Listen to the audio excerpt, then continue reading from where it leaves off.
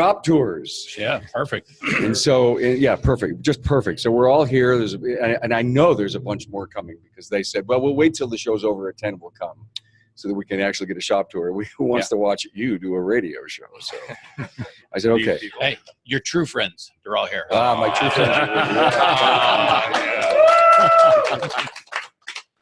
You know, I have a saying, friends that help you move, real friends that help you move bodies. Yeah. Hey, let me tell you about something. All right, so here's who's with me. Frank Scandura from Frank's European here over to my right.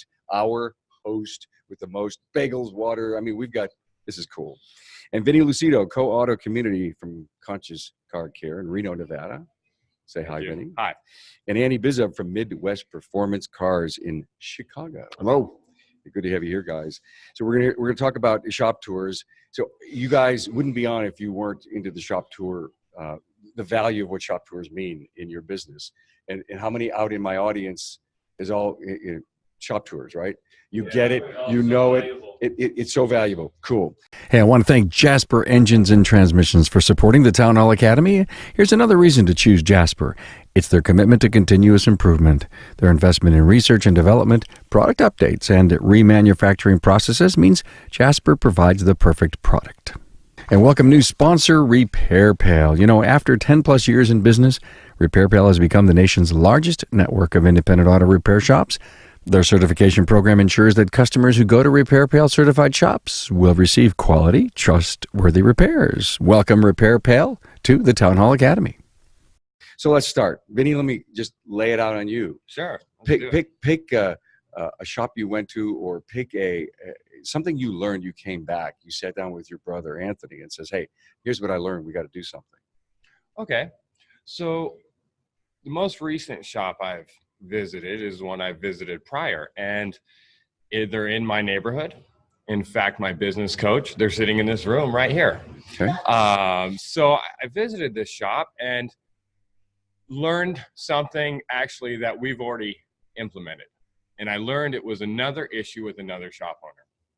So as I look through the windows and I see the struggle with the shop owner and his son working on this old classic.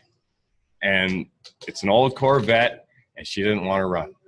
And the owner is angry. He doesn't want to deal with these old vehicles anymore. And I looked at him and we shared this. I said, you know, Anthony and I, we stopped working on anything 96 and older or 95 and older a couple years ago. The best decision we've ever made in our business, simply because we don't have the issues with finding parts. We don't have the issues with that car sitting in one place, holding up space. So just being able to visit with shop owners, and this particular shop owner, the next thing he said was, "This is it. This is the last one I'm working on." Now, we'll see if that action takes place and actually moves forward, but I'm looking forward to him not working on vehicles anymore. And so I shared with my brother, my business partner, that we made the right decision. And through visiting other shops, I was able to learn that.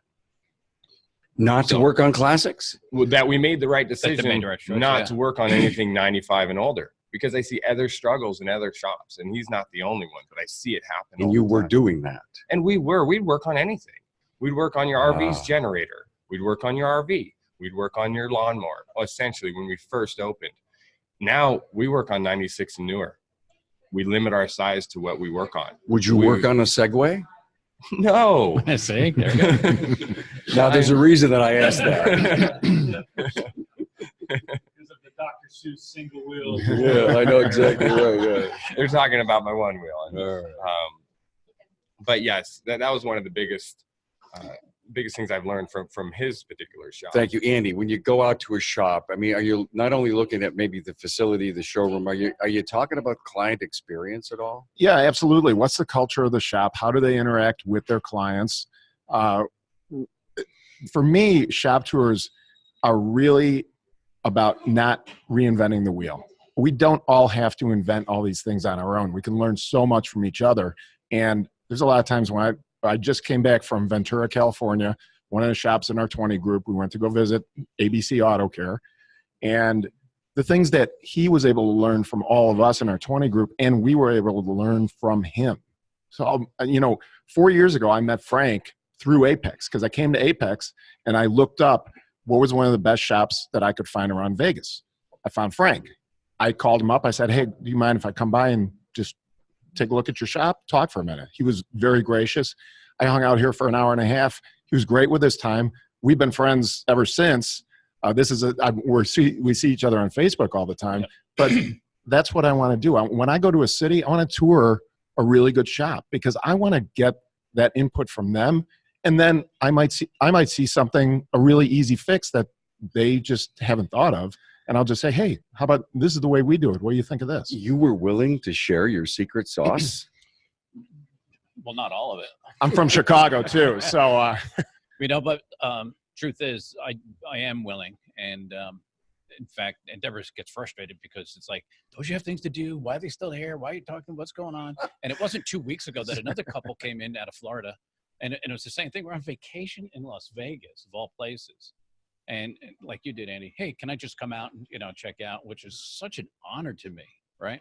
This is a punk who grew up back East New York fixing cars on his driveway in the snow when he was 15 years old.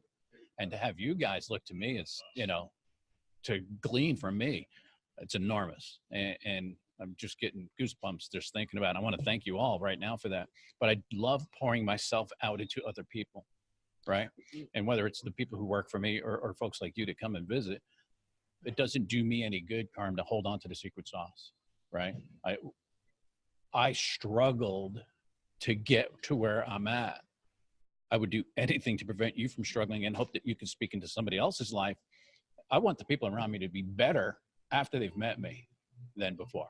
Right? I don't know if anyone heard the emotion in that voice, but I did. Yeah. And, that's what we're all here to do. And that's what I've been doing for 3.5 years, is to get these stories told, like that one, and try to change people's lives and the way they conduct business.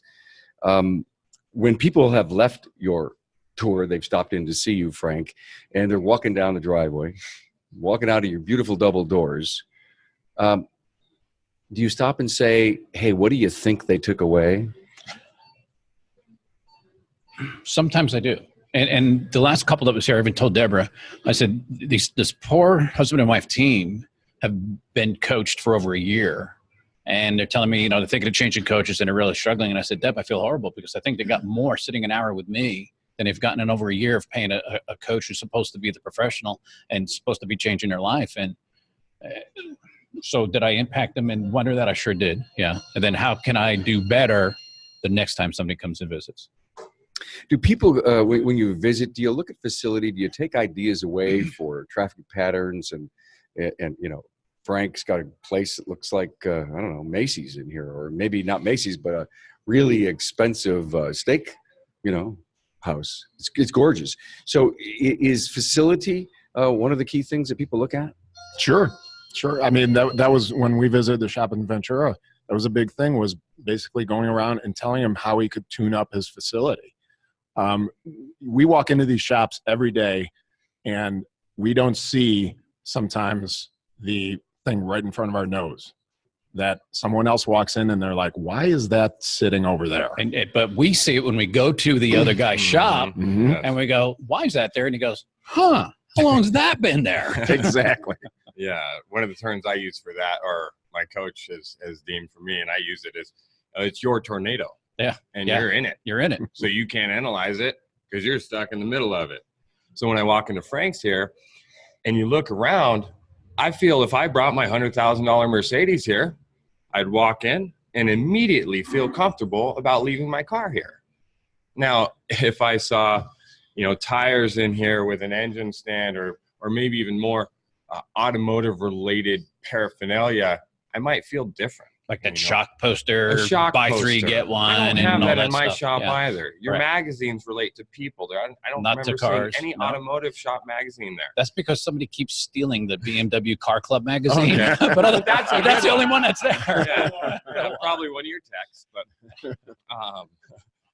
But so that's the only one. And you're right. It relates to people. What do people want when they come in here? Right. They want cleanliness. They want professionalism. They want everybody to look the same. I want to be able to recognize who works here just by looking at it. But it doesn't have to be a Euro shop. No, it doesn't. That's the key. Yeah. Exactly. The key is that if you're not doing Euro or high-end anything, and you've been in business for 20 years fixing everything, you can look like this. Yeah, Absolutely. And you can grow your business. And you can grow the comfort level of the client immediately upon walking in the door. Immediately, Right. yes. I mean, that's the initial Yes. perception of your business. Big takeaway there, the comfort level of your client.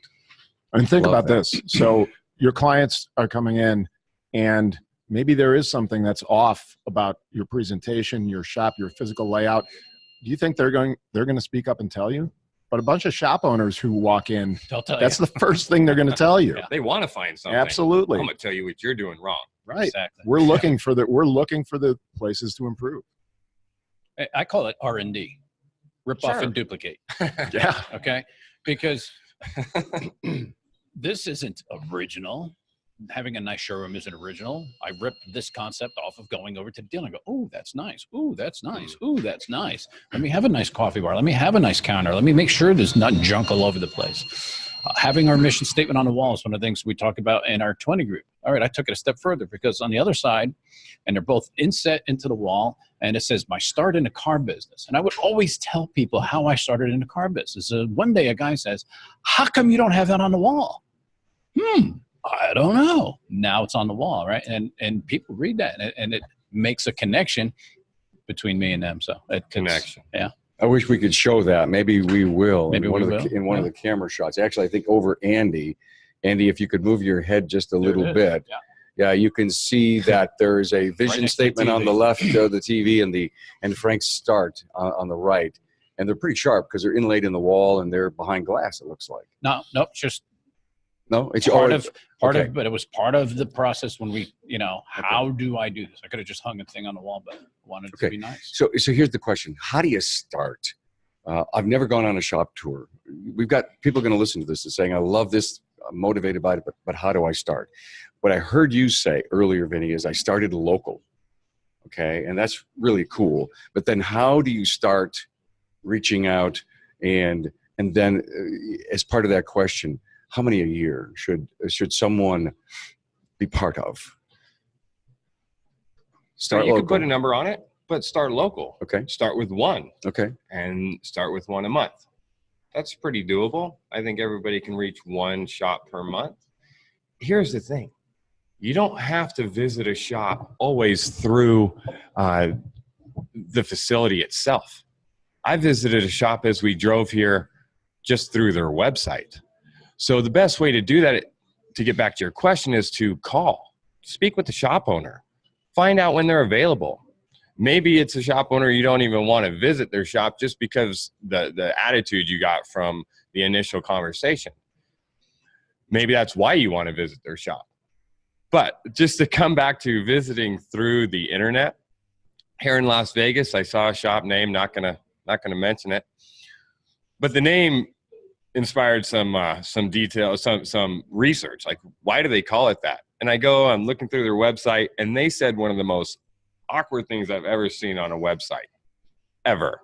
It says, I wrote it down here just to make sure I didn't mess it up, but it was, I don't see it, but it was, we pay our staff with cookies and crumbs just to save you money.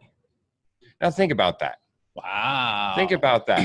Are you the client reading this going, oh, wow, I'm going to save some money because they don't pay their staff? Or are you the technician that works for that company thinking, wow, they don't pay me anything just so they can save them money? So I learned a lot about that shop. Granted, it's a 5-star repair shop here in Vegas. How do the people feel working for that repair facility?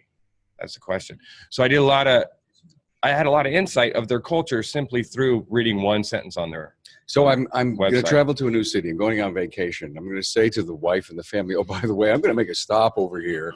you guys go shop in the mall. You're going to drop me off at, I've done some research.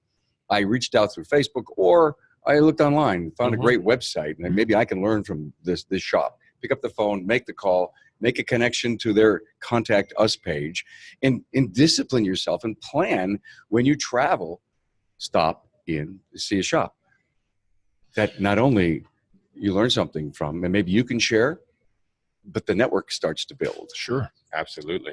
And that's good. And I don't know that I would ever go cold into a shop. I don't know that I would do that. Right. But Probably I not. do visit people I've somehow gotten connected to, whether it's on Facebook or something else, or, you know, Anne Marie has Arizona Auto and Radiator, you know, south of Tucson, and she came to one of my training classes, and we're connected on social media. And when we went on vacation to Tucson not long ago, I said, hey, do you mind if I stop by? We drove an hour and a half to her shop. We had a wonderful tour, saw the facility, had lunch, and had a really wonderful time connecting. I didn't go there to point out her deficiencies in her shop. I went there to connect to her, and I really enjoyed that visit. And that's what it is about to me. It's relationships. Frank, that's a great point. Did you hear what he said? To point out deficiencies. According to Frank, not according to them. And so would you, if you saw something that was out of whack, would you say, hey, so why do you do that? If you thought that was not right, not according to what you know, but they're successful doing that. I wouldn't point it out. I would probably want to be inquisitive about it. Yes? That's usually how I get my All right. points across too. Okay, Yeah, okay. yeah. That's this interesting way of hanging a poster on the wall. Had you considered taking it down? Yeah. How does that work for you? You know, Right. and sometimes maybe it works, Yeah. and your perception is that whatever they're doing isn't working for them. And it was a really great connection too, because then later she said, hey, tell me about your counters and how you did your desk, because we're going to remodel the office. Mhm. So I said, you went better. Here's all the original plans. Oh, wow. Right. So what did it cost me to do that? Nothing. Right. Here, let me give you what I've got. Let me speak into your life. Let me help you out. Yeah. And you know, and here's the thing, any progressive shop owner who is looking to always improve is going to welcome that phone call. Somebody calls me from out of town, wants to come and tour my shop, like you said, that's an honor.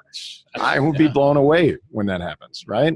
So you've got that, making those connections. Hey, when I leave this world, I want there to be a lot of people out there who are raising their glass and saying, hey, he was a good guy, right? The more connections I can make, good quality connections of people in this fantastic industry, the better for me. And the better for them, and the better for other people in the industry, and for some of the people that are hearing this now who don't want to share their secrets. And I don't want to let you into my closed space, and I don't want you anywhere near me to realize what a mistake that is.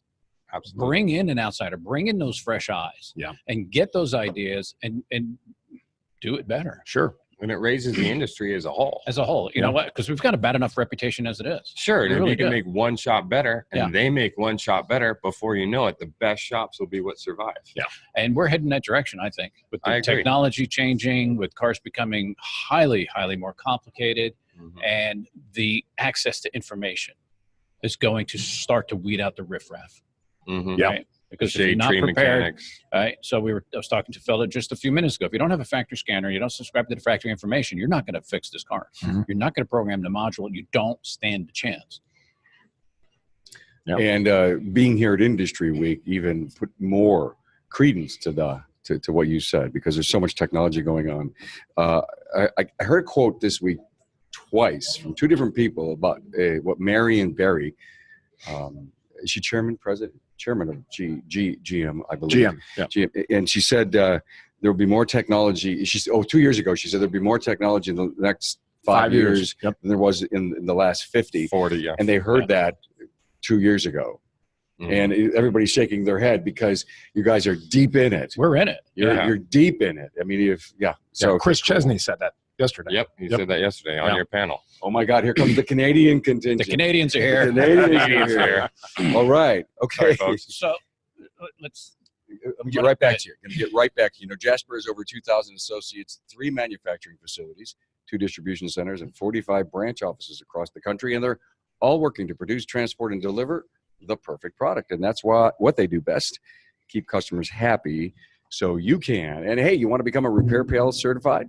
Well, you'll need a minimum of 12 warranty, a shop management system, a high customer satisfaction score, and recent tech training. Learn about free tech training at repairpal.com/shops. I have no idea what I was going to say. I'm old. No, I'm kidding. So technology, Write it down. right? Now, That's what I do. if you guys want to really blow your mind, look up people who are futurists, where they talk about these trends and these things that are happening. And it's like when the amount of information doubles, it's like quadrillion. It's not like 2 to 4 is like 2 to 4 quadrillion, and it's enormous what we're about to break into. And anybody heard about artificial intelligence? All right, nobody's under a rock. Great. It's going to get crazy. It is going to get crazy. Google is now using artificial intelligence to make appointments. I'm going to say, hey, Siri, make me an appointment to get my oil changed. Siri's going to call the shop and act on my behalf and interact with the customer service representative and make that appointment for me. I read about it. I read about it. It's amazing. Well, AI, I believe, is going to be a very big factor in how we're going to repair vehicles today. In fact, Bosch created a program called Charlie. And I have to tell you that the minute I read about it, I was on the phone with Bosch trying to figure out how I could get an interview because I was so darn interested. And they were very slow to get back to me. You've not heard the episode yet because I've not done it yet. And they told me that the person that I needed to talk to was very, very busy. And apparently the whole idea of that was for the dealerships, but it was supposed to be all AI, total shop, beginning to end. And, you know, as I kept getting into it, I kept realizing that they weren't kidding themselves as to how they were going to be, if you will, a helping hand for every position inside of a repair center. And no doubt, if Bosch can prove this in a dealership, which is what their initial angle was, we'll get it. There's no doubt that, you know, a Bosch certified repair shop may be able to, you know, tag on to something like that. So AI is big. I'd like to go around the room, and we've got so many great people here. I do want to get a couple of other opinions, but I want to go around the room. The biggest thing you learned in a shop tour, Andy? About the importance of intercommunication with your team, about how you can really make the communication within your shop between your people, the more efficient you make that. Not having the service advisor go physically run out to the tech or the tech run up to the front. When you can eliminate a whole bunch of those steps, you make your shop more efficient, you make your people more efficient and a lot happier and a lot less tired at the end of the day or the end of the week. That I saw that in a shop, and we implemented a Slack messaging system. So all of our techs all have 2 screens, and we can get all of that talking, reference back and forth just done on the screens. That's cool. I use Slack in my business with my people. Cool. Yeah, How about use you? Slack as well. Yeah, cool. And I agree with you. But to be different, that's what I get out of different shops is what is different. What makes this shop unique compared to the next shop? My shop's very unique, and we've grown rapidly in a short amount of time. And I think a lot of that's because we are unique and different. And I see other shops, and, you know, just Frank's, for example, researching what makes him different. And part of that was a simple rewards program. I've been looking into rewards programs, trying to come up with this complicated scheme. And just through reading through his website, it's like, wow, that's simple. 25 cents to the dollar. You get credit at his facility. It's not cash. So it's just a great rewards program that's very simple. So trying to find things that are different, that make them unique. I know Carolyn, she's got a ton of plants in her space in Vegas. She does electric vehicles, and it's full of plants and green and life and energy, and you feel good when you go in there. My space is full of art and culture, and you can feel that when you walk into my space. And so that's what I'm looking for when I look for successful shops, is what are they doing different? You know, A Master Mechanic, they've got pool tables, they've got shuffleboard tables, they've got fun stuff that make it exciting for the client to experience and unique. You had me scared. I thought that was for the employees. I did an interview last week with an author named Steve Miller, and he wrote this book called Uncopyable. And you must read it. This would be one of my top 10 books that you must read. He's done some work for the aftermarket. Well, I read his book in one weekend, and when I interviewed him last week, and I haven't released the episode yet, but he talked about the Cool Kids Club. And he talked about what Lexus did in Australia to make a Cool Kids Club. And I actually told it to you. Yes, great story. And so it's a great story. And so I don't want to give it away, but you'll have to listen. Your biggest takeaway? Not being afraid to make decisions and just try something. Yeah, I was, a lot of us get analysis paralysis, right? And we kind of, oh, what happens if it goes wrong? What happens if it doesn't work? What happens? Excuse me. What does somebody have to do to get an oil change around here? What do you need, sir? Come on in. Billy. I tell you what, give me the keys. It only takes 4 to 6 hours. Let's say I put you down for 6. Bill, I've got Shari. I don't need you guys. Okay. Bill has been on the show all week, so he figured he had to notch his Friday belt here. So you can tell this is not planned, not scripted. No, it's not scripted at all. Okay. And from now on, after you finish your answer, it's not going to be scripted at all. So anyway. Yeah. So analysis paralysis, not being afraid to make a decision because I was trapped with extending my warranty. And I was going to go 224. What happens if all the parts go bad? What if I go broke fixing cars? And you know what the truth is? I would have fixed the car anyway. I would have taken care of it anyway. So I went 336. I'm thinking going 448. I got a guy I coached who went lifetime. Yep. So I didn't know I had that kind of impact on his life. He's lifetime warranty. He goes, sure. Why not? Why not? Good learning curve. Hey, who else wants to take over in Andy's seat that's got a great story to tell about this? And I put Greg Bunch. Greg Bunch, how you doing, Greg? Great, thank you. Transformers Institute in Aspen. In Aspen Auto Clinic. Yeah, Aspen Auto Clinic. Yeah, I'll get it right. It's live TV.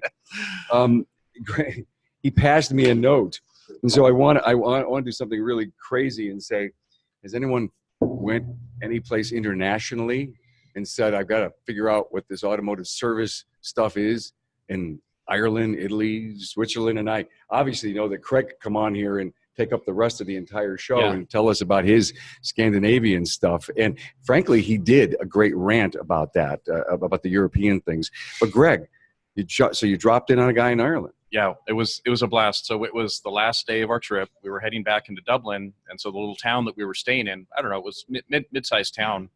We had a couple hours, and I said, hey, I'm going to just stop in there. I mean, this is a once-in-a-lifetime opportunity.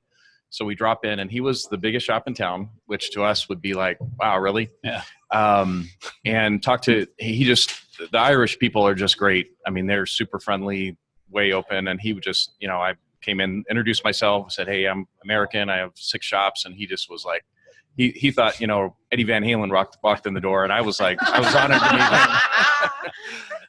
him. But we just had a great conversation, and he talked about his challenges, right? So the tariffs and things that they have, he had to like blacklist or black market to get lifts in, because when they put all the tariffs on the steel and everything, just a cheap lift that we would get for $3,000 or $4,000 is $12,000 or $18,000 there. So, they're shipping stuff in at night from China. He had a Autel scan tool, which he thought he was the best in town because he had that, and no one else did. So it was just a really cool experience.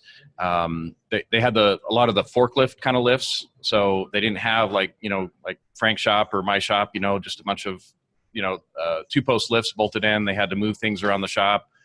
They had no waiting room. I mean, and I've been in another shop in Spain, no waiting room. It's like you come in and maybe there's a little desk this big. So the whole idea of what we do in America with the nice waiting rooms and everything doesn't exist over there. Doesn't work over there. But the most interesting thing that I learned through that, we were talking about the technicians, and they have a program. So it's a 4-year degree to go to school to be a technician over there. And so they do it like 6 months you're in school, then 6 months you're working in the shop, 6 months back in school. And it sounds great. And he goes, but Greg, we have the same problem you do, is people, if they don't have the DNA to do it, it doesn't matter if they run this through this program. So he had said, there's a lot of the shops here, they all have their crew of parts changers, but the real diagnostic guys run around in a van. And he said they make about 1,000 pounds a day, which is, $1,200 US dollars back, when I went there. And all they do is they travel around all the small shops with the diagnostic equipment. They figure things out, they tell them what to do, and they move on to the next. So they're having the same, even though their schooling and the way they build up technicians is better than what we've got for the most part, they still have the challenges because, to be a good technician, you have to get the schooling, but you also have to have that kind of DNA and know what you're doing. So thanks for that. Craig Van Batenburg did do a for the record rant on the difference between the European way of doing things and certifications and training. Please go out and listen to that. It's momentous. It's a great Shari. Well, just real quick, like Frank said, in America, we have a black eye in the automotive industry.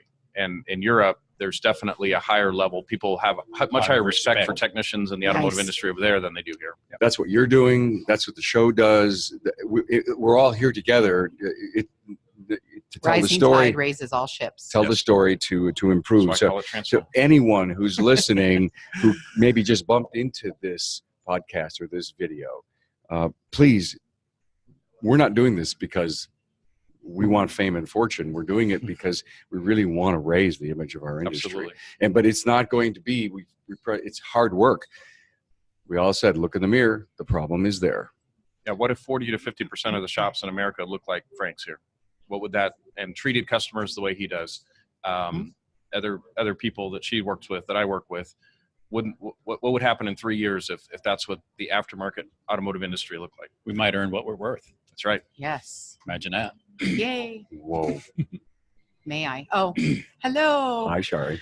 So in my last 5 years, I've had the opportunity to travel over 300,000 miles, visiting shops and working with shops. And I think for me, what I want to share today is we need to get rid of, it's different here. I'm different.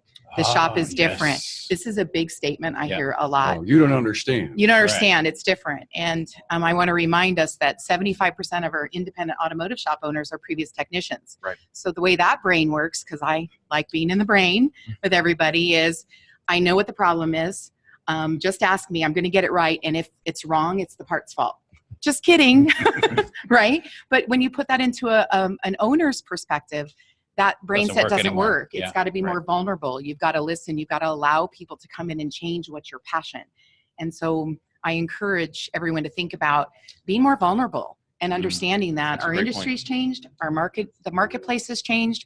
People want to connect, and we are the best people for them to connect to because we're them. We're real. We're the real deal. So for me, I think my message to everybody is it's not so different. It's a different city, but we have the same framework of a business, and we have the same customers and clientele that are present. So I encourage everyone to be brave and understand that you're not so different than everybody else, and these changes that we're bringing are really important. Thank you. Thank you so much. By the way, we're gonna flip a chair here with Frank, but I wanted to show everyone that I paid like $2 for this bottle of Frank's. You did not. Make sure you get a sunshade before you leave. That's pretty cool too. It's European water. European water, and it was $3.75 at the show yesterday, so I got a deal. No, this is fascinating, isn't it? Mm-hmm. I mean, look at the details. Incredible. On the waters. We used to do that, and we put thank you, and by the way, servicing your car saves money. And so put that. We put a hanger on that says, "Thank you for the trust you've placed in us. Ooh. You're going to get an online survey. Please let us know how we did." Bam. And every car that gets pulled up, you notice that there was no cars here when you pulled up. It's not because we're not doing anything. They die if we don't keep this open, because this is where customers drop off and pick up cars. So when a customer comes in, part of the process, this is what we learned to share is process. We call for the car. The service valet backs it up, takes a seat, covers the floor mats, and the key tags out of it, puts a cold bottle of water in the cup holder with that tag on it. And it's amazing how many moms, it was so nice. And my son wanted water. He was so thirsty when we got back in the car, typing in their reviews, you know. You're showing you care. You're showing you care. Those little things, that's research and development. And how hard was it to get that? I went to the dealership who had the label on the water, looked at it, and there was a local phone number for a local bottler. I says, can I put labels and get, she goes, yeah. I think I paid 21 cents a bottle. That's awesome. Right. And it costs a little bit more to personalize it, but it's worth it. The money that comes back to you for those investments. I was paying 15 cents a bottle, not including fuel, car wear and tear, and the labor for the guy I had to send to Sam's Club to go get 4 cases of water. So I paid $2.50 for 21 cents. Now let's talk about margin. No, I'm only kidding. Did I thank you, by the way? Thank you very much. Hey, well, I want Deb to come in, but in the meantime, I really want to say thank you to the people who helped me set this up today. It was like an engineering crew. It was unbelievable. In fact, I only wish I could afford to take them everywhere I go. It was great. Jimmy Lee from Vakue, thank you so much, Jimmy. And John Long from Shirts Service out in Texas. Vinnie Lucido, of course, who was on earlier, helped out. And, of course, Frank, God, thank you so much. Deb Van Batenburg, let me see. Oh, hang on. I have to lower the camera. I know. I'm short. So what I thought of when I was standing here in the audience you know, we travel around and do training all over the US and Europe. And what I think is important is have your upfront media, your website, your brochure you hand out, all of that, match the experience of walking in. You can look really good on the web, but if you don't follow through with that, Right. and they get there, they have this slight disappointment. Disconnect. They have a disconnect. And it's really a shame. You've spent all this money. You've probably hired a web designer. You've put your heart and soul into it. So take it all the way through the experience. Like the water bottle. Right. You know, like at our training, you get a mug to drink your coffee out of, but it says AC/DC. It's not, it doesn't say Jasper. Not that that's bad, but just follow through. Carm needs the Jasper water. Yeah. Just follow through. My great experience is training in the Bahamas. Oh, wow. So most people get off a cruise ship and go someplace exotic. We get off and we have a little soft-sided toolkit. We get on a scooter and we go fix Priuses. So we had been working with a woman that had Japanese Priuses. Wait, you're trying to pay for the cruise. I was just going to say, Yeah. you do get to write that off, don't you, Deborah? Yeah, Okay, just making absolutely. sure. Write it off. Business trip. But she couldn't get these Priuses to work. They were from Japan. And we had been talking. And she said, well, if you're coming, can't you do like a clinic? So that's what we did. Oh my. We got off our cruise Oh ship. my. There were 4 technicians. We spent our afternoon teaching them about Priuses and what they could do because no one would help them on the island. Wow. And so you never know where life is going to take you. Yeah. True. Thank you. Anyone else? Anyone else has a great story to tell? Yeah, actually, It's Jimmy, never been so come in popular here, to back Jimmy. a girl, just saying. I want. I'm just going to move. So while we're trading a place or two, Frank, why don't you come back in here? Let me finish giving great high fives and allocates to my sponsors. You know, at Jasper Engines and Transmissions, quality and customer service is their #1 goal. Their associates take pride in their work, and it shows in the quality drivetrain product they produce. Their quality and customer service has kept them growing for 76 years. Who said they went on a Jasper tour recently? Who went on Oh, okay. Oh, you guys. Oh, no, that's okay. No, just curious. Thank you so much. And new to the show, Repair Pal is with us. Did you know that 2,300 shops get an average of 8 to 12 new customer calls from Repair Pal every month? There are no long-term contracts, and referrals from partners like CarMax and USAA add even more value. Thanks, Repair Pal, for coming on the show. So Jimmy Lee. Yes. We got him in the camera. Beautiful. Okay. As a commitment to the industry, Vakue has a van, and you travel all over the country doing shop tours. Yes, we do. Quite a few shop tours. We've been in multiple shops, and the first impression is driving up to the shop. What do you see? Is it clean? Is it clean on the outside? Is there torn awnings? Is there not? That first impression goes a very, very long way. Is the shop full of cars that have been there for a long time? How can you tell on that initial look? They'll tell you. Yeah, it has not been washed for years. There's a black car that's out there. It's been here since May. It's a flood car. So you look at that if you want to see what a Okay, car that's I been see here what a you long mean. time Oh, looks they're in like. the driveway. Oh, okay. Yeah, All you'll right. see cars that have been there for years. All right. But Well, they're busy. occasionally. They're busy, They right? think, yeah, they think they're busy. they're busy. I think they're, yeah. Correct. I cheat. I wash those cars usually. Yeah, there you go. There you go. Frank. A parking lot Italian full of fix. good cars. So first impressions is a big thing. We also hear from a lot of shop owners about technicians and the technician shortage. The shops that don't have a technician shortage are the ones that are doing things within the industry at the colleges, at the tech schools, at the university.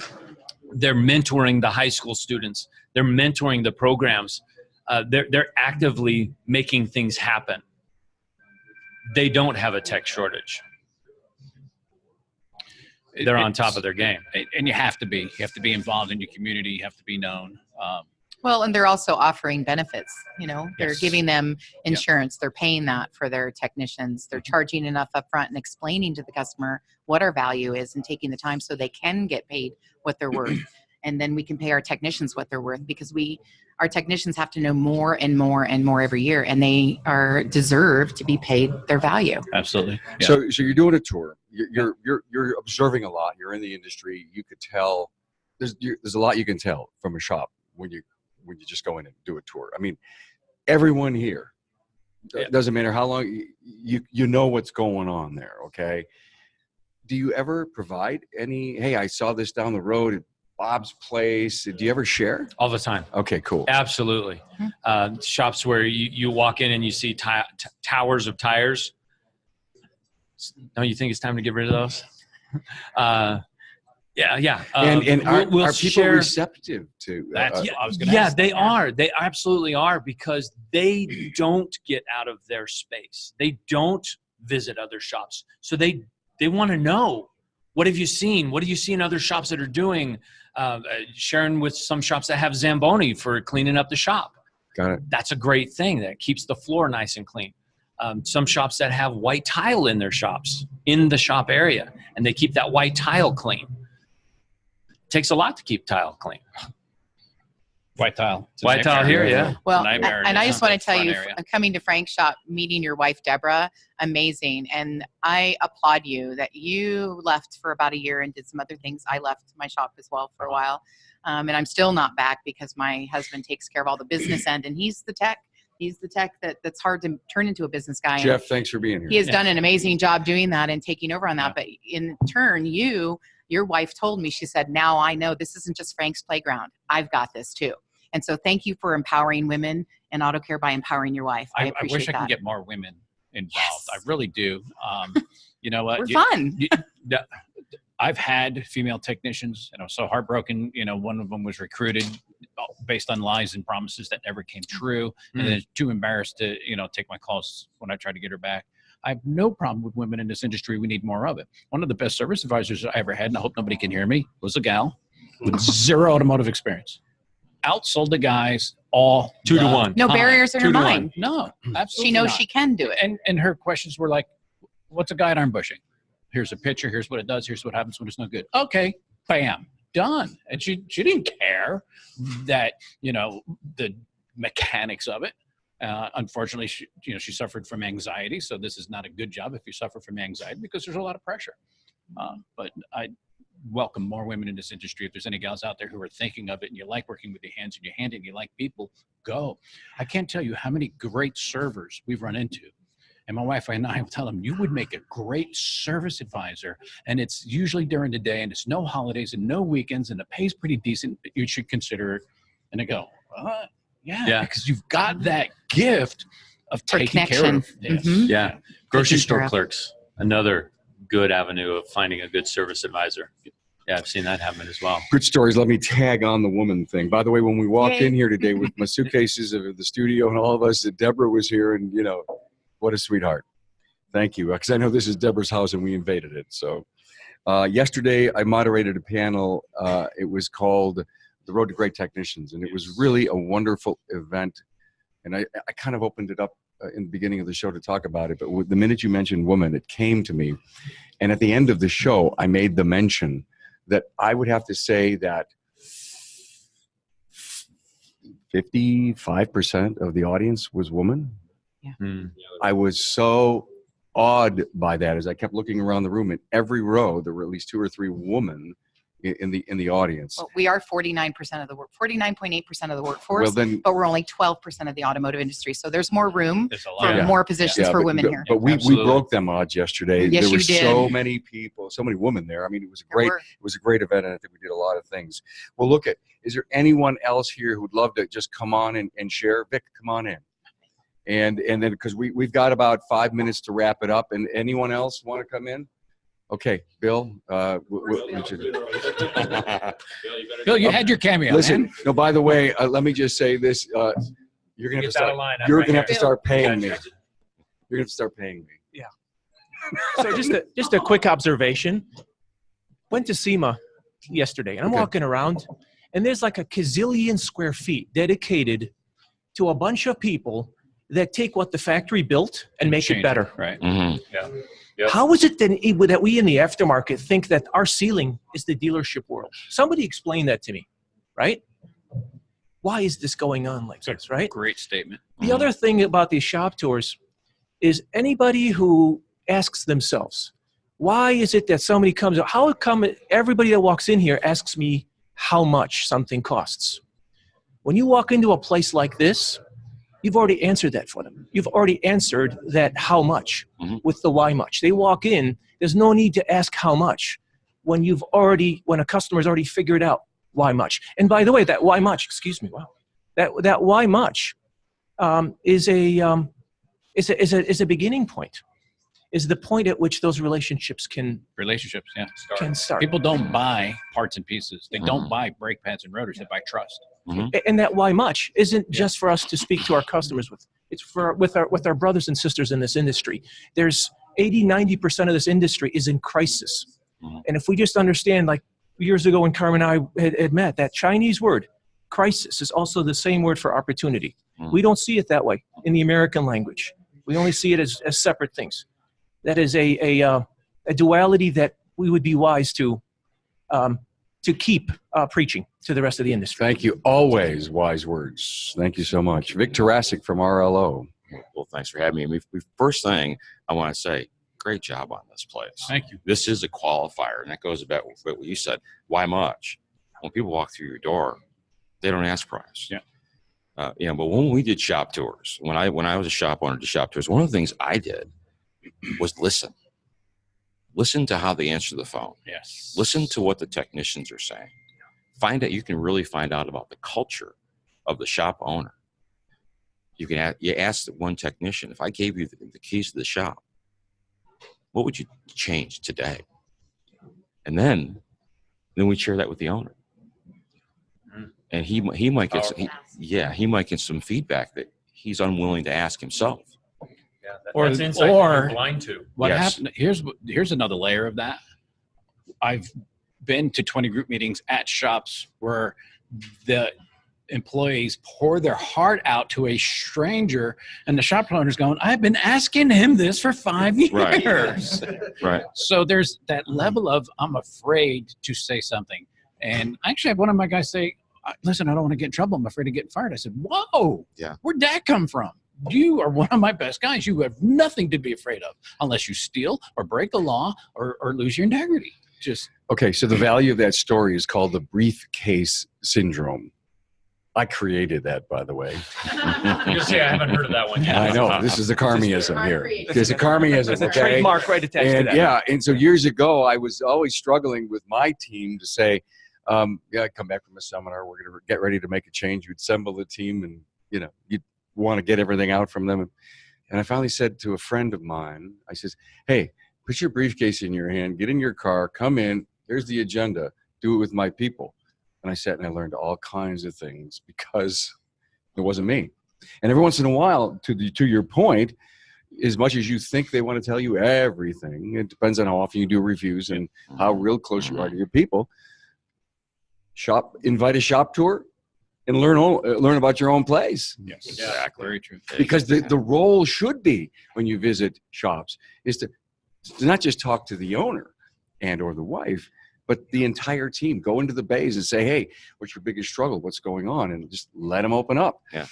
And then the job is before they leave, they need to give the owner a report card. Right. Yeah. Well, how about this one? What opportunities are you seeing that we're not doing? Yes. Are there things that we're leaving on the table because your people know more than you're giving them credit for? I'm here to learn from you. What can you teach me? Exactly. And when you talk about in the heat of the battle or inside the tornado, right? Because one of my favorite things to do is repair order audits, because you can tell a lot in that final repair order. And I did one for a shop recently, and it was like, stop complaining about dropping sales because you're not inspecting cars and your advisors are not estimating the discoveries and you're not presenting them to the customer. So shame on you, because it's our job to tell the motorist what's wrong with their car, what it's going to take to fix, how long it's going to take to fix, and then wait and ask, "What's your pleasure?" Allow them to make the decision. Yeah, we owe it. You're right. Yeah. We owe it to the motoring public. Yes, to inspect that vehicle, to ensure that it is safe. Yep. And then allow them to make that decision. And some states you're responsible for it. Here's my trademark. Either we train them to do business the way we know we need to do business, or they train us. When they train us, we all know we lose. where we're headed. Right. Yeah. And I say that slightly differently, right? I have to set the customer's expectations coming in the door and how this is going to work. Right. Because if I don't set the expectations on my terms, I have to live up to them on their terms. Right. Kind of the same thing that you're saying. And quite frankly, people are a little crazy. I don't want to live up to expectations on their terms. Let's be honest, right? So, truth. Okay, everybody. I'm going to bring it to a conclusion and an end, and I'm going to tease you again because I had phenomenal interviews here at Apex. Of course, they're not released. They will be probably within the next 6 weeks, and I'm going to toss an idea out to you. You're going to have to listen to when I interviewed two incredibly different people, Bob Greenwood and Eric Ziegler. Eric Ziegler, the training, Bob Greenwood, the coach. And in that came out an idea called a 10 group. And I'm just going to leave that hanging up there because it is so conceptually different.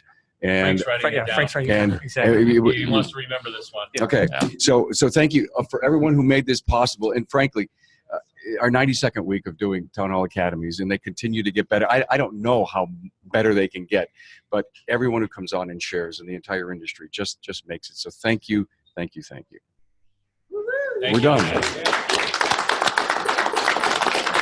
Oh, now let's go get a tour. Yes. Yeah.